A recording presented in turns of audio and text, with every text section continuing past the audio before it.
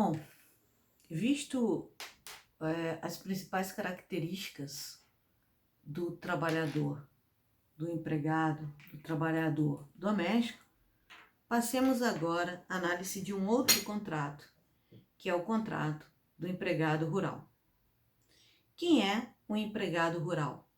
Onde nós vamos buscar a definição legal para isso? Nós vamos buscar a definição legal para empregado rural na Lei 5889 de 1973, na verdade, isso mesmo, 5889 de 73, que lá no seu artigo 2º, ele vai dizer quem é a pessoa, o empregado rural. E o artigo 2º da Lei 5889 de 73 nos diz, então, que empregado rural é toda pessoa física que, em propriedade rural ou prédio rústico, então veja, propriedade rural ou prédio rústico, presta serviço de natureza não eventual a empregador rural sobre a dependência desse e mediante salário. Então, até aqui, nenhuma novidade, precisamos ter os elementos, né, da pessoalidade, da onerosidade, da subordinação, que o empregado seja uma pessoa física. Esse artigo nos diz que ele tem que exercer a sua função em propriedade rural ou prédio rústico e que o seu empregador também precisa ser configurado, precisa estar enquadrado como um empregador rural. E quem é o empregador rural? Para saber o conceito legal do empregador rural, basta ler o artigo seguinte, ou seja, o artigo 3º da 5889 de 73. O que nos diz o artigo 3º dessa lei? Nos diz que considera-se empregador rural, para os efeitos desta lei, a pessoa física ou jurídica, proprietário ou não, que explore atividade agroeconômica em caráter permanente ou temporário, diretamente ou através de prepostos e com auxílio de empregados. Então, desse conceito, temos que o empregador pode ser tanto uma pessoa física quanto uma pessoa jurídica. Então, até aí normal, já sabíamos disso. Proprietário ou não.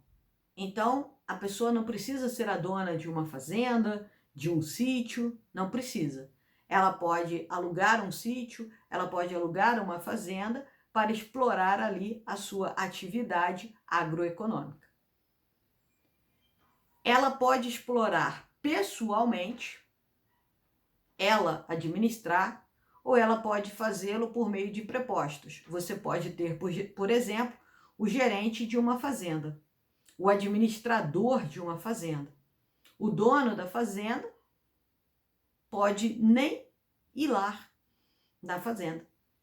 Ele pode ficar, por exemplo, na sua casa, na sua cidade, e deixar que o administrador cuide da fazenda. O administrador seria o preposto, a pessoa que está ali representando o dono. A grande maioria dos fazendeiros, das pessoas que realmente exploram o agronegócio, não vão com frequência à fazenda. Eles geralmente ficam administrando seus negócios nos escritórios ou nas suas casas, né? Evidentemente que temos aqueles fazendeiros que vivem do agronegócio, que moram na sede da fazenda. Mas temos outros que dificilmente vão às suas propriedades rurais, mas nem por isso deixarão de ser empregadores rurais. Por quê? Porque exercem a atividade por meio de um preposto, que seria, por exemplo, o administrador da fazenda.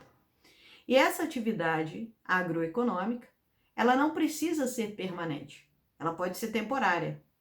Então, durante eu posso, por exemplo, iniciar uma atividade agropecuária a título de experiência, para saber se vai dar certo, para saber se é isso que pretendo fazer. Mesmo que eu faça isso em caráter temporário, não deixarei de ser uma empregadora rural. Não será a temporalidade de uma atividade rural que retirará de mim a condição de empregadora rural. Então, o artigo 3º da Lei 5889, ela traz vários elementos, mas de fácil compreensão. Tá certo? Então, da mesma maneira, nós não vamos olhar para a atividade desenvolvida pelo empregado rural. Nós vamos olhar para o seu empregador, para saber se o seu empregador é um empregador rural ou é um empregador urbano. Porque você pode trabalhar numa propriedade rural, no sentido de estar dentro de uma área rural, a roça, como a gente entende. Você pode ter uma pessoa trabalhando ali e essa pessoa não ser uma empregada rural. Pode ser uma empregada doméstica ou pode até mesmo ser uma empregada urbana. Então, novamente, aqui, a exemplo do que falamos sobre o doméstico, não basta você olhar a função que aquela pessoa exerce. Você terá que ver primeiro o seu empregador. De toda sorte, também você não deve olhar para o local onde ela presta os serviços. Tá certo? Porque o simples fato dela trabalhar num sítio, numa fazenda, somente esse elemento não é suficiente para configurar aquela relação de emprego como uma relação de emprego rural, portanto, regida sobre a égide da Lei 5889 de 73 e hoje também, por expressa previsão, pela os direitos que estão previstos na Constituição, no artigo 7º. Tá? Então, veja, vamos olhar para o empregador, para que a gente possa definir um contrato de emprego como sendo rural. Para que seja rural, eu preciso ter um empregador rural. E esse empregador rural terá que preencher os requisitos trazidos pelo artigo 3º da lei. Ok? Então, vamos seguir. Primeira coisa, vocês viram no artigo 2º, quando ele define quem é o empregado rural, ele traz duas expressões. Que essa pessoa exerça suas funções numa propriedade rural ou num prédio rústico. E aí? O que é isso? O que é propriedade rural e o que é prédio rústico? Esse tema não é um tema que encontra consenso na doutrina. Nós temos divergências entre os doutrinadores.